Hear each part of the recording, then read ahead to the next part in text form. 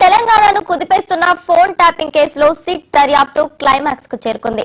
గత ప్రభుత్వ పెద్దల అండదండలతో సాగిన ఈ అక్రమ ఆపరేషన్లకు సంబంధించి పక్కా ఆధారాలను సిట్ బృందం సిద్ధం చేసింది. ఇప్పటికే 2 ఛార్జ్ షీట్లు దాఖలు చేసిన అధికారులు మరో 2 వారాల్లో మాజీ ముఖ్యమంత్రి కేసీఆర్ సహా కీలక నేతల పాత్రను వివరిస్తూ తుది ఛార్జ్ షీట్ దాఖలు చేసేందుకు కసరత్తు చేస్తున్నారు. 2000కు పైగా సాంకేతిక ఆధారాలు, 300 మందికి పైగా సాక్షుల వాంగ్మూలాలు ఈ కేసులో కీలకంగా మారాయి. ముఖ్యంగా ఒక ఐఏఎస్ అధికారి అప్రూవర్ గా మారడం, సంతోష్ రావు వంటి ప్రముఖుల పేర్లు తెరపైకి రావడం ఈ కేసులో ప్రకంపనలు సృష్టిస్తోంది.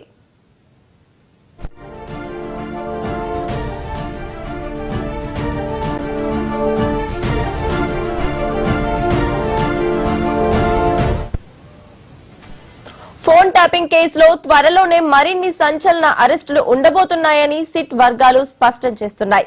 గత ప్రభుత్వ హయాంలో ఎస్ఐబి కేంద్రంగా సాగిన ఈ అక్రమాల్లో బీఆర్ఎస్ అగ్రనేతల తరపున వసూళ్లు, సెటిల్మెంట్లకు పాల్పడిన వారిని సిట్ టార్గెట్ చేసింది. ఈ క్రమంలో కేసీఆర్ సన్నిహితుడు సంతోష్ రావు పేరు ప్రధానంగా వినిపిస్తోంది. అత్యంత కీలక పరిణామంగా ట్యాపింగ్ వ్యవహారంలో పాలు పంచుకున్న ఒక ఐఏఎస్ అధికారి అప్రూవర్ గా మారినట్లు సమాచారం. హోంశాఖకు తెలియకుండా జరిగిన ఈ ట్యాపింగ్ ఆపరేషన్లు, భూములు గోల్మాల్ వ్యవహారాల్లో అప్రూవర్ గా మారిన అధికారి ఇచ్చిన వాంగ్మూలం కీలకంగా మారనుంది.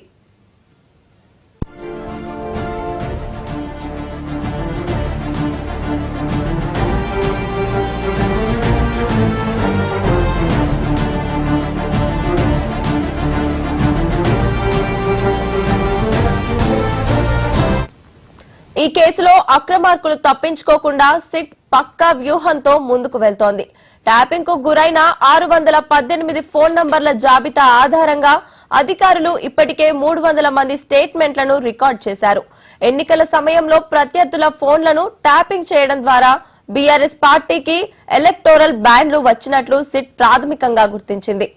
ఎఫ్ఎస్ఎల్ నివేదికలు, వాట్సాప్ చాట్స్, ఆడియో రికార్డింగ్స్ లతో సహా 2000కు పైగా టెక్నికల్ ఎవిడెన్స్ ను సిద్ధం చేసిన సిట్ నిందితుల జాబితాలో ప్రభాకర్ రావు కుమారుడు నిశాంత్ రావు పేరును కూడా చేర్చనుంది.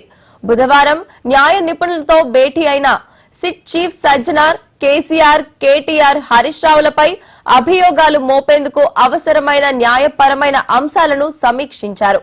మరోవైపు కమాండ్ కంట్రోల్ రూమ్ లో ఈ రోజు జరిగే సమీక్షలో ఫోన్ ట్యాపింగ్ పై సమీక్షించనున్నారు.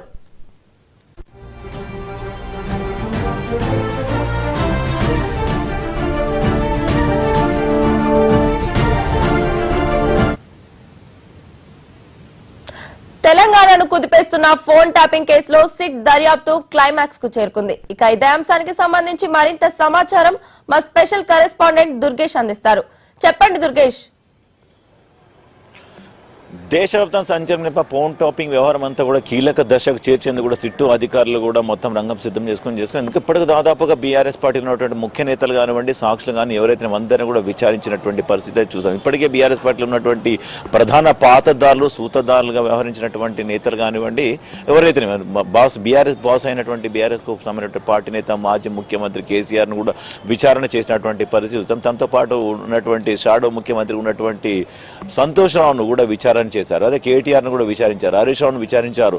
అదే తర్వాయి భాగంలో మొత్తం ఒక్కొక్కటి కూడా అందరికీ కూడా విచారణలో భాగంగా ఒక్కొక్కటి మొత్తం వెలుగులోకి తీసినటువంటి పరిస్థితి అయితే ఉన్నది. దానిలో భాగంగా సిట్టు అధికారుల బృందం ఏదైతే ఉన్నదో వీళ్ళంతా కూడా ఒక సమావేశం ఏర్పాటు చేసుకున్న నేపథ్యంలో ఇదంతా కూడా కూపిలాగే ప్రయత్నం జరిగిందని చెప్పారు. దాంట్లో భాగంగా ఎస్ఐబిలో పనిచేసినటువంటి మొత్తం పాత్రదారు, సూత్రధారు, కీలక పాత్ర పోషించినటువంటి ప్రభాకర్ రావును విచారించినటువంటి నేపథ్యం కూడా చూసాం. తన కొడుకు కూడా ఉన్నటువంటి పాత్ర ఎంతవరకు ఉన్నది, తను ఎంతమందితో కూడా సెటిల్మెంట్లకు పాల్పడ్డాడు అని తన పేరు కూడా ప్రస్తావనకు ప్రస్తావనకు తీసుకొచ్చినటువంటి పరిస్థితి మనం గతంలో చూస్తాం. మరి ప్రణీత్ రావు, భుజంగరావు, తిరుపతి అన్న వీళ్ళందరూ సంబంధించినటువంటి నేపథ్యంలోనే దీంట్లో మొత్తం మీద ఒక కూపీలాగా ప్రయత్నం జరిగింది. అందరూ కూడా ఇచ్చిన స్టేట్మెంట్ అంతా కూడా కేసీఆర్ పేరే ప్రస్తావనకు తీసుకొచ్చిన పరిస్థితి గతంలో చూసాం. ఎందుకంటే తిన పేరే తను చెప్పినట్టు ప్రస్తావనకు వచ్చిన గతంలో వచ్చినాడు. దాని రిమాండ్ రిపోర్ట్ కానివ్వండి, తను అరెస్ట్ చేసినటువంటి ప్రాథమిక విచారణ కానీ ఇవన్నీ కూడా ప్రస్తావనకు తీసుకొచ్చిన పరిస్థితి మనం చూసాం. అదేవిధంగా ఇప్పుడు ఒక కీలక దశ కంటే ఇప్పటికే దాదాపుగా 2-3 ఛార్జ్షీట్ దాఖలు చేశారు. సప్లిమెంటరీ ఛార్జ్షీట్ గతంలో కూడా దాఖలు చేశారు. ఎందుకంటే ఇప్పుడు జరగాల్సిందంతా కూడా ఫైనల్ ఛార్జ్షీట్ అని చెప్పుకోవచ్చు, లేకుంటే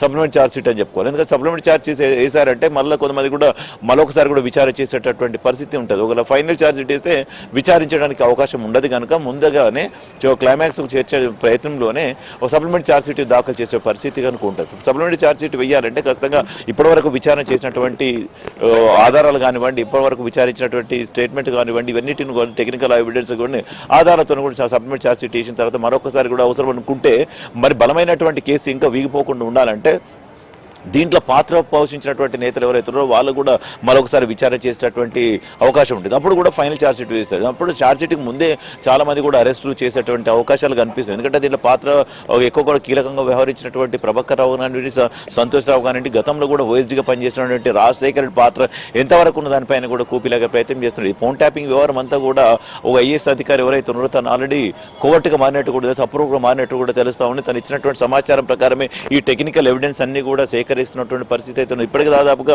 300 మందికి సంబంధించినటువంటి ఆధారాలు కూడా ఫోన్లో ట్యాపింగ్ సంబంధించినటువంటి అవన్నీ కూడా సేకరించిన పరిస్థితి. ఇప్పటికే సాక్షులను కూడా స్టేట్మెంట్ రికార్డ్ చేసి సాక్షులుగా ఉన్నటువంటి 100 మంది కూడా 500 మందికి పైగా సాక్షులను విచారించడం జరిగింది. వాళ్ళ దగ్గర టెక్నికల్ ఎవిడెన్స్ కూడా కలెక్ట్ చేశారు. ఈ 2000 మందికి సంబంధించినటువంటి ఫోన్ ట్యాపింగ్ జరిగిందని కూడా పక్కా ఆధారాలతో సిట్టు ముందుకు వెళ్తుందని కూడా చెప్పుకోవాలి. ఇదంతా ఫోన్ ట్యాపింగ్ వ్యవహారం అంతా కూడా కీలక దశకు చేర్చేందుకు సిట్టు ప్రయత్నాలు అయితే చేస్తుందని చెప్పుకోవాలి. ఇప్పటికైతే పోలీసు శాఖలో ఉన్నటువంటి ముఖ్యులు ఎవరైతే ఉన్నారో వాళ్ళని కూడా దాదాపుగా విచారించడం జరిగింది. గతంలో ఉన్నటువంటి డీజీపీ మహేందర్ రెడ్డి పేరు ప్రస్తావనకు తీసుకొచ్చినటువంటి అదే ప్రభాకర్ తీసుకొచ్చాడు.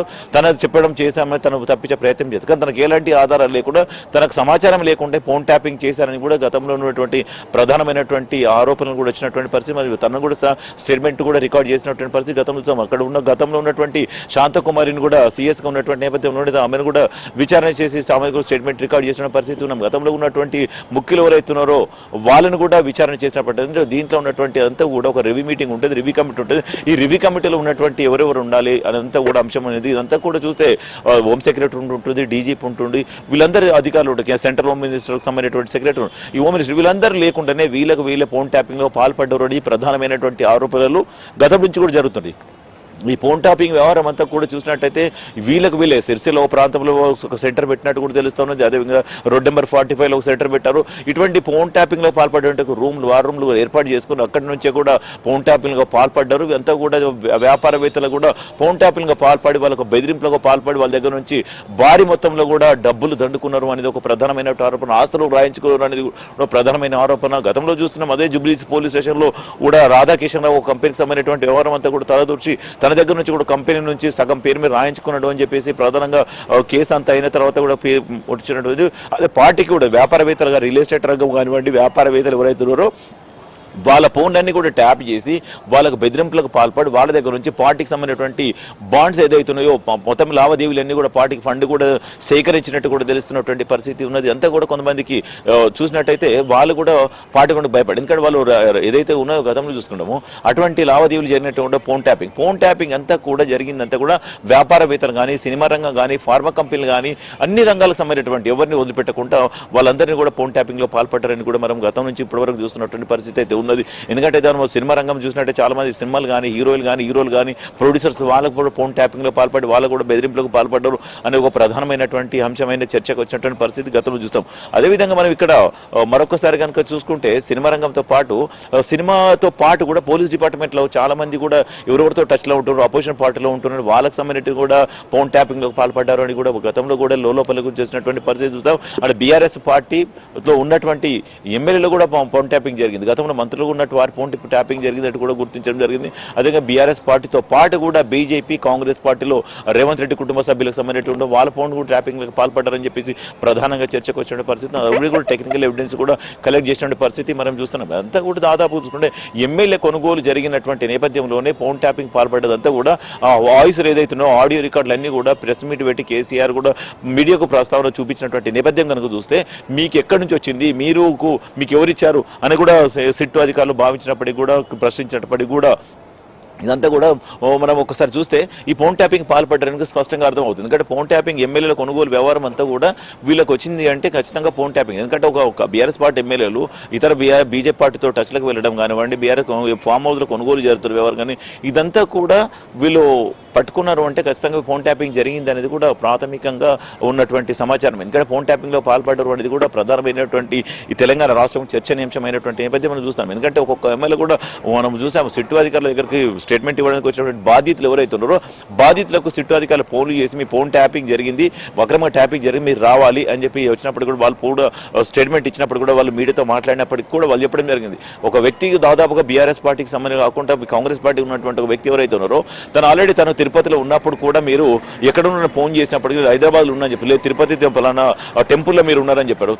మరొకసారి హైదరాబాద్లో ఉంటూ బాంబేలో ఉన్నారని చెప్పడం జరిగింది, మీరు హైదరాబాద్లో ఉన్నారని చెప్పి. అంటే ఇదంతా కూడా చాలా మంది మరొక వ్యక్తికి అయితే షిరిడిలో తను ఉన్నప్పటికీ కూడా నేను బెంగళూరులో ఉన్నా చెప్తే అది మీరు షిరిడి టెంపుల్లో ఉన్నా చెప్పారు. అంటే ఇదంతా కూడా ఒక్కొక్కటి కూడా చూస్తే ఇది ఫోన్ ట్యాపింగ్ పాల్పడ్డారు అనేది స్పష్టంగా అర్థమవుతుంది. ఈ ఫోన్ ట్యాపింగ్ సంబంధించినటువంటి టెక్నికల్ ఎవిడెన్స్ ఆధారంగానే మొత్తం ముందుకు వెళ్తున్నాడు చెప్పుకోవచ్చు. అరెస్టులు అయితే ఖచ్చితంగా ఉండబోతుంది చెప్పారు. సంతోషం ఉండొచ్చు అరెస్టు, ఇంకా వేరే వాళ్ళు ఉండొచ్చు, ఎవరైతే మీ మొత్తం మీద అరెస్టులు ఉండబోతున్నాయని కూడా భావిస్తున్నటువంటి పరిస్థితి తెలుస్తుంది. ఇవాళ మరొకసారి కూడా సిట్టు టీం అంతా కూడా మీటింగ్ ఏర్పాటు చేసుకున్నట్టు కూడా తెలుస్తాం. Thank you Durgesh.